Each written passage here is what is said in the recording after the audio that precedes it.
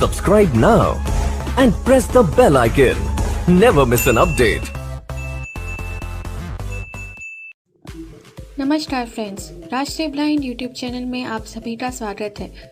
अगर आप चैनल पर नए हैं तो आप सभी से रिक्वेस्ट है कि आप हमारे चैनल को सब्सक्राइब करें, बेल आइकन को ऑल पर सेट करना बिल्कुल भी ना भूलें ताकि हमारे आने वाली वीडियो की नोटिफिकेशन सबसे पहले आपको मिल सके। अगर आपको हमारी वीडियोस अच्छी लगती हैं तो वीडियोस को लाइक करें, शेयर करें और कमेंट में अपना फीडबैक देना बिल्कुल भी ना भूलें। आप हमारे चैनल के अबाउट में जाके हमारे व्हाट्सएप ग्रुप का फॉर्म फिल करके हमारे व्हाट्सएप ग्रुप का हिस्सा बन सकते हैं। फीमेल्स के लिए अलग से एक व्हाट्सएप ग्रुप है, तो आप फॉर्म भर के उसमें ऐड हो सकते हैं। साथ ही हमारे चैनल के अबाउट में हिंदी ऑडियो शायरी एक दूसरे यूट्यूब चैनल का भी लिंक है, आप जाकर उसको भी सब्सक्राइब करें। हमारे टेलीग्राम चैनल और हमारे व्हाट्सएप चैनल का लिंक भी आपको अबाउट में मिल जाएगा, आप वहां से ज्वाइन कर सकते हैं। इसके साथ ही अगर आप अपनी वीडियोस के लिए कोई म्यूज़िक चाहते हैं तो हमारे टेलीग्राम चैनल का लिंक अबाउट में दिया हुआ है, तो आप हमारे Telegram channel audio music factory को वहां से ज्वाइन कर सकते हैं। तो आपका ज़्यादा समय न लेते हुए अब ले चलती हूँ आपको वीडियो की ओर।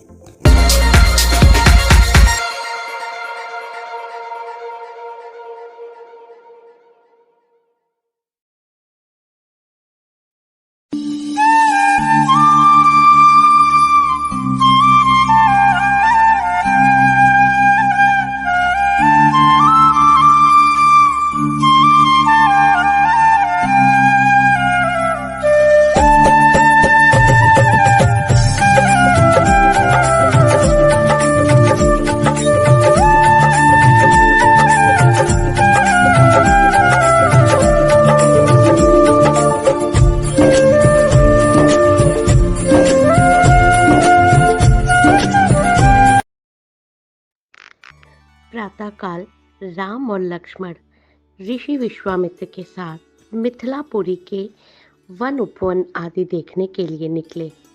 एक उपवन में उन्हें एक निर्जन स्थान दिखाई दिया।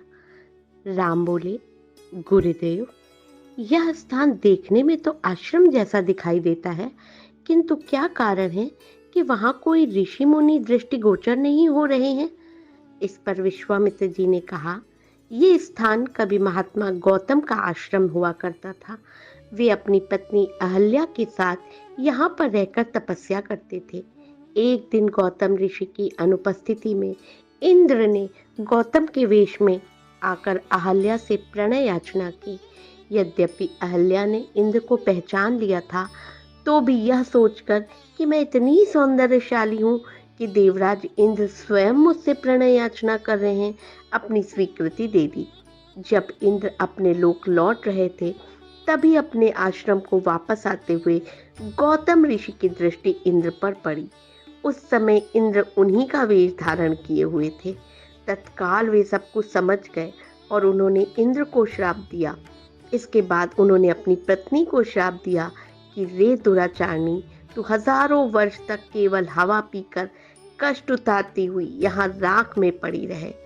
जब राम इस वन में प्रवेश करेंगे तभी उनकी कृपा से तेरा उद्धार होगा, तभी तू अपना पूर्व शरीर धारण करके मेरे पास आ सकेगी।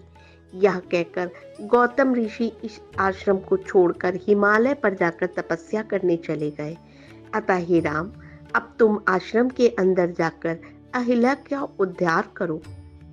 विश्वामित्र की आज्ञा पाकर वे दोनों भाई आश्रम के भीतर प्रविष्ट हुए।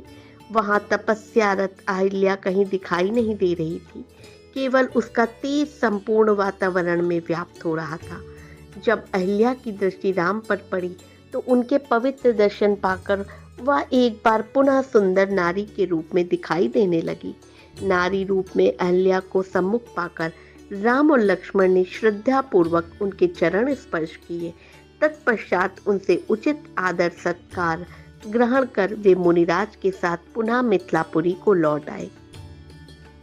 राम से मिथिला के राजपुरोहित शतानंद जी विशेष रूप से प्रभावित हुए। शतानंद जी ने कहा, हे राम, आप बड़े सौभाग्यशाली हैं कि आपको विश्वामित्र जी के गुरु के रूप में प्राप्त हुए हैं। वे बड़े ही प्रतापी और तेजस्वी महापुरुष हैं।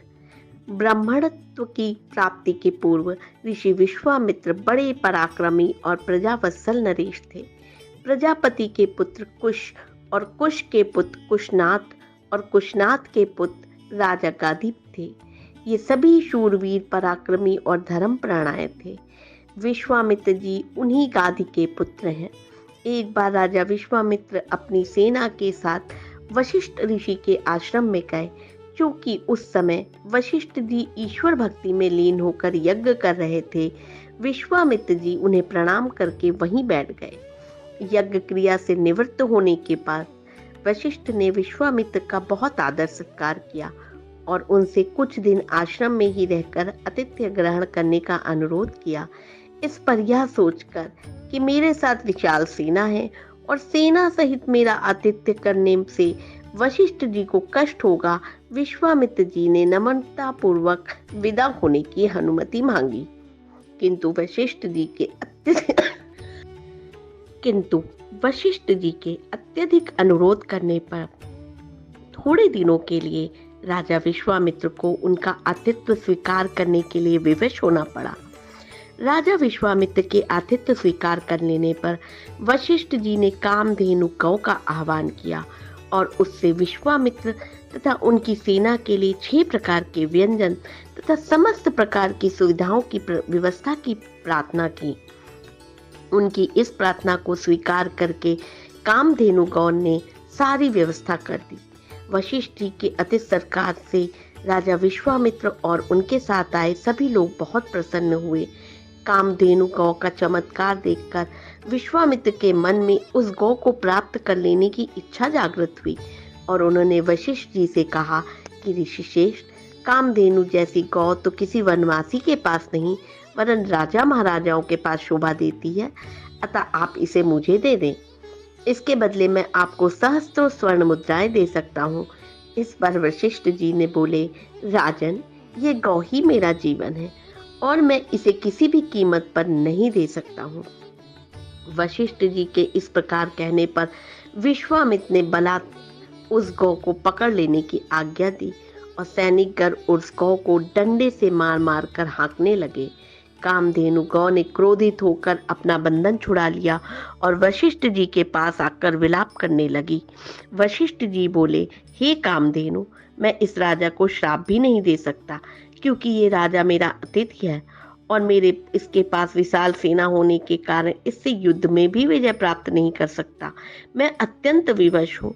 वशिष्ठ जी के इन वचनों को सुनकर कामधेनु ने कहा, हे ब्राह्मण ऋषि, क्या एक ब्राह्मण के बल के सामने क्षत्रिय का बल कभी श्रेष्ठ हो सकता है?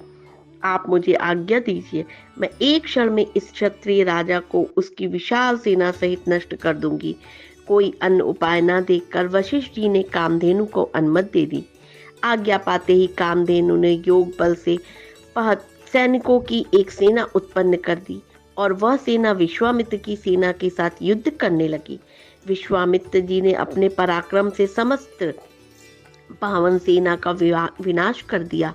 इस पर कामधेनु ने सहस्त्रों शक, शूण, बर्बर, यवन और काम्बोज सैनिक उत्पन्न कर दिए। जब विश्वामित्र से उन सैनिकों का भी वध कर डाला तो कामधेनु ने एक मारक शस्त्रास्त्रों से युक्त अत्यंत पराक्रमी योद्धाओं को उत्पन्न किया, जिन्होंने शीघ्र ही राजा विश्वामित्र की सेना को गाजर मूली की भांति काटना आरंभ कर दिया। अपनी सेना का नाश होते देखकर विश्वामित्र के 100 पुत्र अत्यंत कुपित होकर वशिष्ठ जी को मारने दौड़े। परिणाम यह हुआ कि वशिष्ठ जी ने उनमें से एक पुत्र को छोड़कर शेष सभी को भस्म कर दिया। सेना तथा पुत्रों के नष्ट हो जाने पर विश्वामित्र बड़े दुखी हुए। अपने बचे हुए पुत्र का राज तिलक कर वे तपस्या करने के लिए हिमालय की कंदराओं में चले गए। वहां उन्होंने कठोर तपस्या की और महादेव जी को प्रसन्न कर लिया। महादेव जी को प्रसन्न पाकर विश्वामित्र ने उनसे समस्त दिव्य शक्तियों के साथ संपूर्ण धनुर्विद्या के ज्ञान का भी वरदान प्राप्त कर लिया। इस प्रकार संपूर्ण धनुर्विद्या का ज्ञान प्राप्त कर विश्वामित्र बदला लेने के लिए वशिष्ठ जी के आश्रम में पहुंचे। वशिष्ठ को ललकार कर उन पर अग्निबाण चला दिया। अग्निबाण से समस्त आश्रम में आग लग गई और आश्रमवासी भयभीत होकर इधर उधर भागने लगे। वशिष्ठ जी ने भी अपना धनुष संभाल लिया और बोले, मैं तेरे सामने खड़ा हूँ, तू मुझ पर वार कर, आज मैं तेरे अभिमान को चूर चूर कर दूंगा। बता दूंगा कि छात्र बल देने से ब्रह्म बल श्रेष्ठ होता है। कुद्र होकर विश्वामित्र ने एक के बाद एक अग्नेय, वरुशास्त्र, रुद्रशास्त्र, इंद्रशास्त्र तथा पशुपत शास्त्र एक साथ छोड़ा, जिन्हें वशिष्ठ जी ने अपने मारक अस्त्रों से मार्ग में ही नष्ट कर दिया।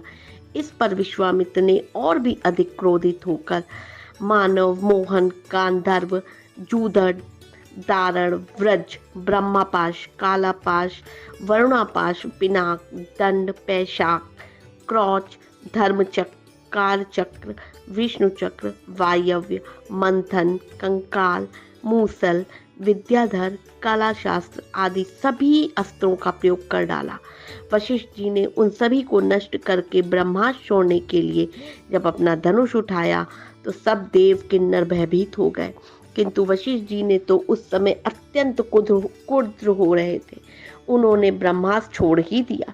ब्रह्मास्त्र के भयंकर ज्योति और गगनभेदी नाद से सारा संसार पीड़ा से तड़पने लगा। सब ऋषि मुनि प्रार्थना करने लगे कि आपने विश्वामित्र को परास्त कर दिया है, अब आप ब्रह्मास्त्र से उत्पन्न हुई ज्वाला को शांत करें। इस प्रार्थना से द्रवित होकर उन्होंने ब्रह्मास्त्र को वापस बुलाकर मंत्रों से उसे शांत किया। पराजित होकर विश्वामित्र मणिहीन सर्प की भांति पृथ्वी पर बैठ गए और सोचने लगे, निसंदेह शस्त्र बल से ब्रह्म बल ही श्रेष्ठ है।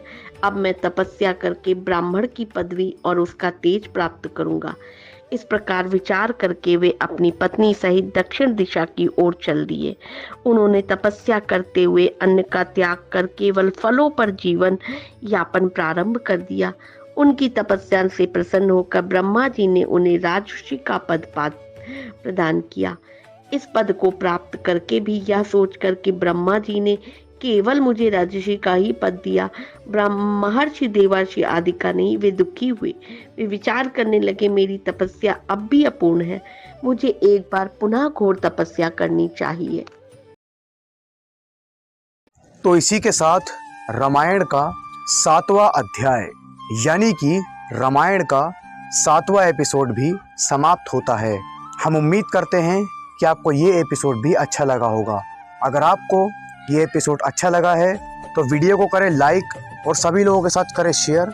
और अगर आप चैनल पहली बार आए हो तो हमारे चैनल को सब्सक्राइब करने के साथ साथ बेल नोटिफिकेशन को ऑल पे सेट करना बिल्कुल ना भूलें, जिससे कि आने वाली वीडियो की नोटिफिकेशन आप तक सबसे पहले ज़रूर पहुंच सके।